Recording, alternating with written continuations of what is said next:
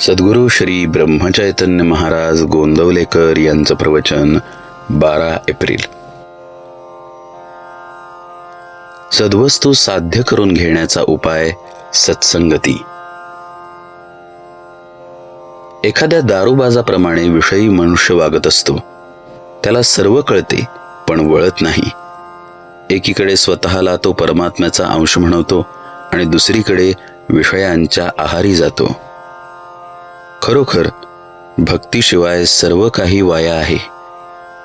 संताजवळ राहावे आणि भक्तीचे साधन करावे. आपल्याला काही करायचे उरले आहे असे जे वाटते ते न वाटू लागले म्हणजे साधनात प्रगती झाली असे समजावे.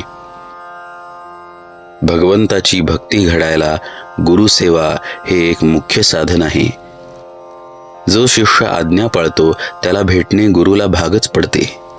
वास्तविक गुरु मनात काही इच्छाच येऊ देत नाही, म्हणून कामधेनूपेक्षाही गुरु श्रेष्ठ आहे. अत्यंत तळमळीशिवाय भगवंताचा योग शक्य नाही. संत समागम प्रारब्धाने होतो, पण समरीतीने जाता आले तर खरा समागम घडतो. पण आमचा मार्ग विषय आहे, म्हणून संत भेटूनही त्यांचा समागम आपल्याला होत नाही. विषयांमध्ये धुंद असलेल्या आम्हाला पाहून संतांच्या मनात कालवा कालव होते. त्याची आपल्याला कल्पनाही येणार नाही. आपली बुद्धी आपल्याला समाधानाप्रत नेत नाही, तर दुसऱ्याची मदत घेणे आवश्यक आहे. अशा वेळी ज्यांची मदत आपण घेतो त्यांचे आपण ऐकायला नको का? भगवंताच्या जिज्ञासेचा मार्ग आक्रमायला संतांनी सांगितले. संतांना जिज्ञासा मूळचीच असते, आपल्याला ती नाही, म्हणून ती उत्पन्न करणे भाग आहे.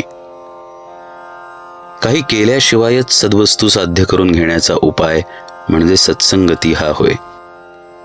सत्संगती अति अपूर्व काम करणारी आहे. ज्याचे भाग्य थोर असेल त्यालाच ती लाभेल. एखादा मनुष्य भोवऱ्यात सापडला तर त्याला बाहेर काढण्याचे 2 मार्ग आहेत. एक मार्ग असा की दुसऱ्या चांगल्या पोहणाऱ्याने त्या भोवऱ्यामध्ये उडी मारून तो फोडायचा आणि बुडत्याला बाहेर ओढून काढायचे, पण यासाठी फार शक्ती लागते. दुसरा मार्ग असा की आपणच भोवऱ्यामध्ये बुडी मारून तळाशी जायचे आणि खालून बाहेर निघायचे. विद्वत्ता ही भोवऱ्यासारखी आहे. वर पाणी फिरत असते तरी तळाशी ते संथ असते. तसे जे लोक वर विद्या शिकतात ते वादाच्या आणि मतांतराच्या चक्रात सापडतात, पण जे खोल तळाशी जातात त्यांना खरे काय ते आपोआप कळते आणि ते सगळीकडे एकच असते. विद्येच्या भोवऱ्यामध्ये सापडणाऱ्यांना बाहेर ओढून काढण्याचे काम फार मोठ्या संतांचे असते. शहाण्याने त्या भानगडीत न पडावे. हजारो लोक भगवंताच्या नामाला लावणे हे खरे संतांचे काम होय.